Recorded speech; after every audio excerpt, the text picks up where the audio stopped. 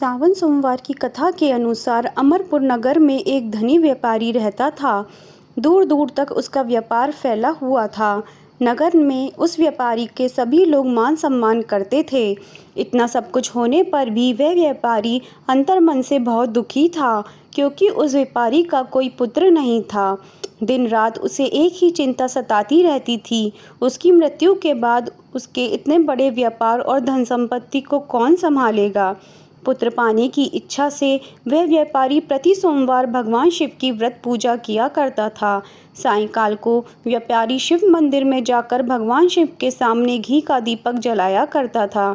उस व्यापारी की भक्ति देखकर एक दिन पार्वती जी ने भगवान शिव से कहा, हे प्राणनाथ, यह व्यापारी आपका सच्चा भक्त है। कितने दिनों से यह सोमवार का व्रत और पूजा नियमित कर रहा है।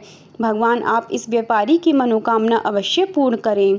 भगवान शिव ने मुस्कुराते हुए कहा, हे पार्वती, इस संसार में सबको उसके कर्म के अनुसार फल की प्राप्ति होती है। प्राणी जैसा कर्म करते हैं उन्हें वैसा ही फल प्राप्त होता है।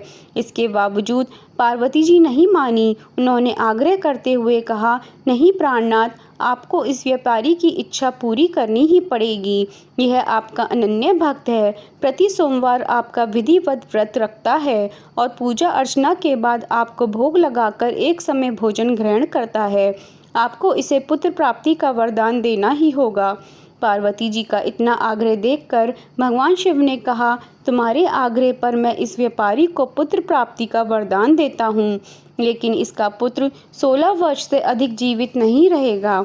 उसी रात भगवान शिव ने स्वप्न में उस व्यापारी को दर्शन देके उसे पुत्र प्राप्ति का वरदान दिया और उसके पुत्र के 16 वर्ष तक जीवित रहने की बात भी बताई। भगवान के वरदान से व्यापारी को खुशी तो हुई, लेकिन पुत्र की अल्प आयु की चिंता ने उस खुशी को नष्ट कर दिया। व्यापारी पहले की तरह सोमवार का विधिवत व्रत करता रहा। कुछ महीने पश्चात उसके घर अति सुंदर पुत्र उत्पन्न हुआ। पुत्र जन्म से व्यापारी के घर में खुशियां भर गईं। बहुत धूमधाम से पुत्र जन्म का समारोह मनाया गया। व्यापारी को पुत्र जन्म की अधिक खुशी नहीं हुई, क्योंकि उसे पुत्र की अल्प आयु के रहस्य का पता था। ये रहस्य घर में किसी को नहीं मालूम था। विद्वान ब्राह्मणों ने उस पुत्र का नाम अमर रखा। जब अमर 12 वर्ष का हुआ तो शिक्षा के लिए उसे वाराणसी भेजने का निश्चय हुआ। व्यापारी ने अमर के मामा दीपचंद को बुलाया और कहा कि अमर को शिक्षा प्राप्त करने के लिए वाराणसी छोड़ आओ। अमर अपने मामा के साथ शिक्षा प्राप्त करने के लिए चल दिया। रास्ते में जहाँ भी अमर और दीपचंद रात्रि में विश्राम के लिए ठहरते, वहीं यज्ञ करते और ब्राह्मणों को भोजन कराते थे। लंबी यात्रा के बाद अमर और दीपचंद एक नगर में पहुँचे। उस नगर के राजा की कन्या की विवाह की खुशी में पूरे नगर को सजाया गया था। निश्चित समय पर बारात आ गई, लेकिन वर के पिता ने अपने बेटे की एक आंख से काने होने के कारण बहुत चिंतित था। उसे इस बात का भय सता रहा था कि राजा को इस बात का पता चलने पर कहीं वह विवाह से इनकार न कर दे, इससे उसकी बदनामी होगी। वर के पिता ने अमर को देखा तो उसके मस्तिष्क में एक विचार आया। उसने सोचा, क्यों ना इस लड़के को दुल्हा बनाकर राजकुमारी से विवाह करा दूं। विवाह के बाद इसको धन देकर विदा कर दूंगा और राजकुमारी को अपने नगर में ले आऊँगा। वर के पिता ने इसी संबंध में अमर और दीपचंद से बात की। दीपचंद ने धन मिलने के लालच में वर के पिता की बात स्वीकार कर ली। अमर को दूल्हे के वस्त्र पहनाकर राजकुमारी चंद्रिका से विवाह करा दिया गया। राजा ने बहुत सा धन देकर राजकुमारी को विदा किया। अमर जब लौट रहा था तो सच छिपा नहीं सका और उसने राजकुमारी की ओढ़नी पर लिख दिया, राजकुमारी चंद्रिका, तुम्हारा विवाह तो मेरे साथ हुआ था। मैं तो वाराणसी में शिक्षा प्राप्त करने जा रहा हूँ। अब तुम्हें जिस नवयुवक की पत्नी बनना पड़ेगा वह कान्हा है। जब राजकुमारी ने अपनी ओढ़नी पर लिखा हुआ पढ़ा तो उसने काने लड़के के साथ जाने से इनकार कर दिया। राजा ने सब बातें जानकर राजकुमारी को महल में रख लिया। उधर अमर अपने मामा दीपचंद के साथ वाराणसी पहुंच गया। अमर ने गुरुकुल में पढ़ना शुरू कर दिया। जब अमर की आयु 16 वर्ष पूरी हुई तो उसने एक यज्ञ किया। यज्ञ की समाप्ति पर ब्राह्मणों को भोजन कराया और खूब अन्न वस्त्र दान किए। रात को अमर अपने शयन कक्ष में सो गया। शिव के वरदान के अनुसार शयन अवस्था में ही अमर के प्राण पखेरु उखड़ गए। सूर्योदय पर मामा अमर को मृत देखकर रोने पीटने लगा। आसपास के लोग भी एकत्रित होकर दुख प्रकट करने लगे। मामा के रोने विलाप करने के स्वर समीप से गुजरते हुए भगवान शिव और माता पार्वती ने भी सुने। पार्वती जी ने भगवान से कहा, प्राणनाथ, मुझसे इसके रोने के स्वर सहन नहीं हो रहे, आप इस व्यक्ति के कष्ट अवश्य दूर करें। भगवान शिव ने पार्वती जी के साथ अदृश्य रूप में समीप जाकर अमर को देखा तो पार्वती जी से बोले, पार्वती, यह तो उसी व्यापारी का पुत्र है। मैंने इसे 16 वर्ष की आयु का वरदान दिया था, इसकी आयु तो पूरी हो गई। पार्वती जी ने फिर भगवान शिव से निवेदन किया, हे प्राणनाथ, आप इस लड़के को जीवित करें, नहीं तो इसके माता पिता पुत्र की मृत्यु के कारण रो रो कर अपने प्राणों का त्याग कर देंगे। इस लड़के का पिता तो आपका परम भक्त है, वर्षों से सोमवार का व्रत करते हुए आपको भोग लगा रहा है। पार्वती जी के आग्रह करने पर भगवान शिव ने उस लड़के को जीवित होने का वरदान दिया और कुछ ही पल में वह जीवित होकर उठ बैठा।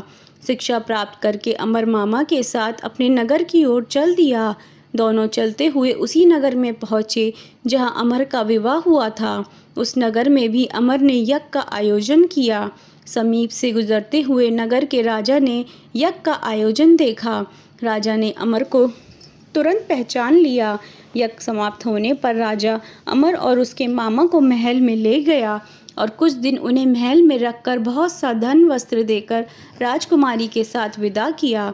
रास्ते में सुरक्षा के लिए राजा ने बहुत से सैनिकों को भी साथ भेजा। दीपचंद ने नगर में पहुंचते ही एक दूत को घर भेजकर अपने आगमन की सूचना भेजी। अपने बेटे अमर के जीवित वापस लौटने की सूचना से व्यापारी बहुत प्रसन्न हुआ। व्यापारी ने अपनी पत्नी के साथ स्वयं को एक कमरे में बंद कर रखा था। भूखे प्यासे रहकर व्यापारी और उसकी पत्नी बेटे की प्रतीक्षा कर रहे थे। उन्होंने प्रतिज्ञा कर रखी थी कि यदि उन्हें अपने बेटे की मृत्यु का समाचार मिला तो दोनों अपने प्राण त्याग देंगे। व्यापारी अपनी पत्नी और मित्रों के साथ नगर के द्वार पर पहुंचा। अपने बेटे के विवाह का समाचार सुनकर पुत्र वधू राजकुमारी चंद्रिका को देखकर उसकी खुशी का ठिकाना न रहा। उसी रात भगवान शिव ने व्यापारी के स्वप्न में आकर कहा, हे श्रेष्ठी, मैंने तेरे सोमवार के व्रत करने और व्रत कथा सुनने से प्रसन्न होकर तेरे पुत्र को लंबी आयु प्रदान की है। व्यापारी बहुत प्रसन्न हुआ।